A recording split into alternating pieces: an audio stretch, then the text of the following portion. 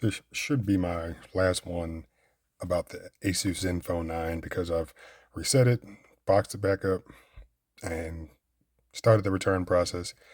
Uh, Hopefully, yeah, that will go off without a cinch. But as I was using the phone for the 2 or so days that I had it, and even before I bought it, what was really going through my mind was, well, I know I want a compact phone.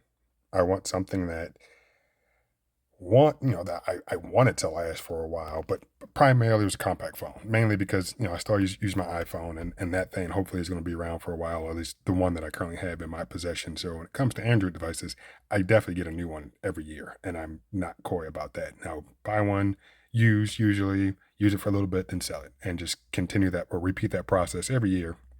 In fact, sometimes multiple times a year. And I'm okay with that because I'm able, yeah, to buy and sell them really without much of an issue. And then as I get different phones, they all offer different things.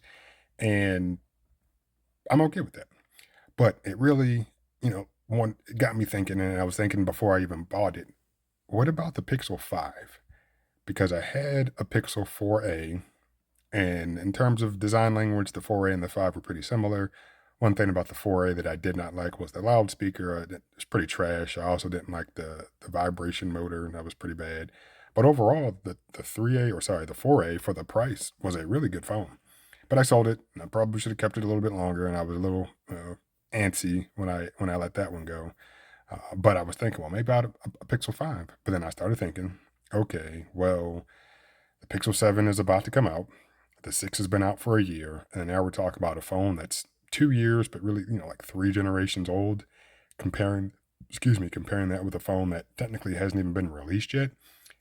I don't know if I want to do that. But, I had to start thinking a little more practically and I guess a little more pragmatically of, well, what's important when it comes to this particular Android device. And screen size is one of them, or I guess I'll say overall size of the phone. I mean, these things are increasingly getting smaller bezels. So yeah, but overall size of the phone, something that is compact, something that I can use in one hand is what I really want. Cameras are cool, whatever. Everything's USB-C. The loudspeaker I assume on the 5 is better than that of the 4A since it should be. Um, so yeah, so I was looking at the Pixel 5, and as we can see right now, I mean, yeah, the starting price for the Zenfone is between 700 and 800 bucks, depending on where you get it from, what storage capacity, how much RAM, all that and the other. I think the Pixel 5, when it was released back 2 years ago, was $700. So now, yeah, on Amazon, that's looks like that's the price you'd pay, or one of the prices. Go on eBay, you can find it for cheaper.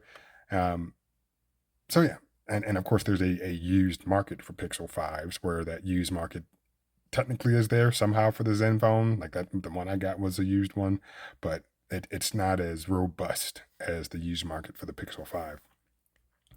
And going down, you get a lot of similarities in terms of size. I mean, we're talking 5.7 inches for the Zenfone, but well, 5.77 inches, excuse me, for the Zenfone, but 5.7 inches. So a little shorter for the Pixel 5, a little wider for the Pixel 5, and a little thinner for the Pixel 5. So, and lighter. So very similar in terms of overall feel in the hand, I can imagine. Also, I think the Pixel 5 had a matte coating on the back of the phone as well. So that way, everything I was talking about with the Asus, in terms of not feeling the need to have to put a case on the phone, I think a lot of those things applied when it comes to the Pixel 5. Because I do remember how my Pixel 4a felt, and even though I had a case on it, and that was because the case came with it when I ordered it, I really didn't like the case too much. But at that point, I think I was just like, well, I'll just keep it on. Front glass is Gorilla Glass 6 compared to Victus, which is just the previous year, even though it's, a 2-year-old phone. The option for one, maybe two SIMs, but of course, one is going to be an eSIM on the Pixel 5 versus two physical SIMs on the Asus or the Zenfone. The IP68 rating, they're both OLEDs, and then you get up to 120 hertz on the Zenfone, but they both support HDR10 plus, which I don't know if most people would even notice the difference. Don't know if I would notice the difference. But here, in terms of screen size, I was talking about the overall size of the phone. The screen, very similar. We're talking 5.9 inches compared to 6 inches on the Pixel. So right there, it's like, well, kind of similar. And always on display. And I'm gonna skip over one thing right there, but storage capacities. We only get 128 on the Pixel 5, where we get multiple options on the Zenfone. UFS 2.1 storage versus 3.1. Don't know if you would notice difference. Camera stuff, as I always say, I'm not a camera guy, so I'm not going to pretend to talk or know about this stuff. Both have loudspeakers. Neither one, well, the Pixel 5 doesn't have a headphone jack. I didn't say it above, but neither one of them have SD card slots. Wi-Fi is cool. Bluetooth, of course, is going to be a little bit older. And down here, where my issue was, which I'm quite certain I saw it on this website, that right there where it says USB, it said USB 2.0 as opposed to USB. That didn't work. As opposed to just USB or Type C. I am quite confident at one point it said 2.0. But yeah, like now I know there is a difference in terms of that speed. Is that something that's going to impact you? It's hard to say. But I know that the Pixel has USB 3, and it wouldn't surprise me if all Pixels dating back to the first one were USB 3 speeds. I don't know. I could look it up. I haven't, but I don't really care about anything that's older than this particular one. So, um, yeah, like that's something to think about it if you're concerned about it. The battery in the Pixel 5 is a little smaller, but it's still manageable. I'm quite certain. But I guess I could caveat that with, well, since the phone is older and has been used, and even though you could probably still find some new ones, but if you are looking into the used market, now the battery might have been degraded a little bit, so you might consider getting a new battery. Do it yourself. Find a professional to do it. However you see fit. And I think that's all that I really care about in terms of the phones themselves. But what I skipped over, and I did that on purpose because we're going to go to another site in a moment, is Android versioning. And the chipset, the Snapdragon 8 Plus Gen 1 versus the Snapdragon 765G. Keep in mind that the Pixel 5 was not really a flagship phone. We'll just leave it at that. You can go back and look at stuff and say you think what you want. But yeah, clearly it's going to be a newer, faster chip in the newer phone, especially one that's marketed as a flagship. But yeah, it is what it is. But what I wanted to talk about really was operating system. All right, so the Pixel 5 released with Android 11. The next year, which was last year, got Android 12. And then this year has received Android 13. Cool. All right. The Zenfone, which technically hasn't been released yet, but will be, next year or whatever. Sorry, next month, is going to release with Android 12 and should get 2 operating system upgrades. So even though the phone itself is releasing after Android 13 has been released, I'm assuming that upgrading to Android 13, again, the operating system that's already out when the phone is released, is going to be that first upgrade. That's my guess. I don't know, but I can imagine that's what's going to happen. So then you'll get Android 13, and at some point you'll probably get Android 14. Okay, so thinking into the future. Keep in mind the Pixel 5 already has Android 13 on it. Now, if we go to this little nifty site over here, we talk about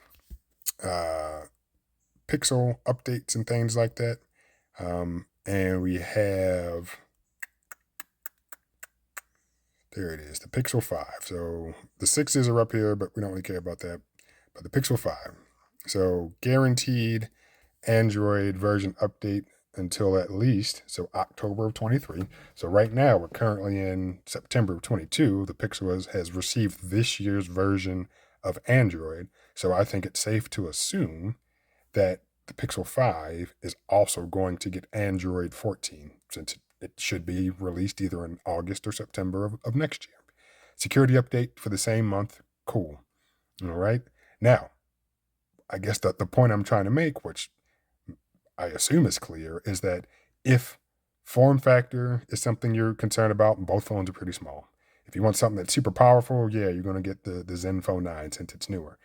But if you're talking about software support, it looks like even though the Pixel is 2 years older, it's going to get the same up to the same level of Android that the Zenfone is.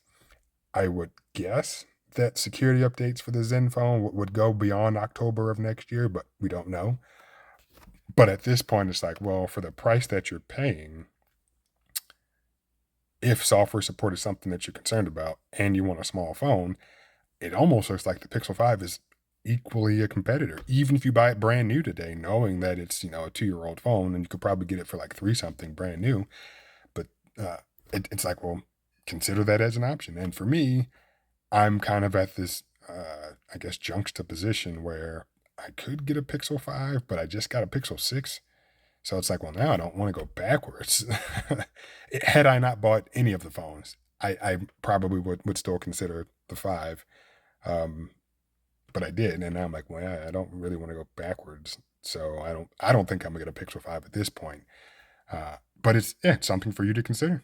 That yeah, it still exists. It's still available for purchase.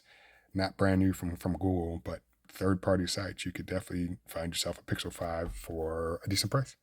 So to recap, both phones similar in size, but I think that they're also going to end up getting up to Android 14.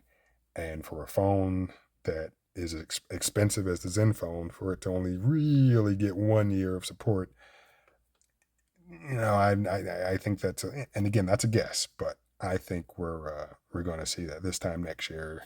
It's going to still have Android 13, and then sometime later in 2023, get Android 14, and that's a maybe. And then I think that'll be the end of it.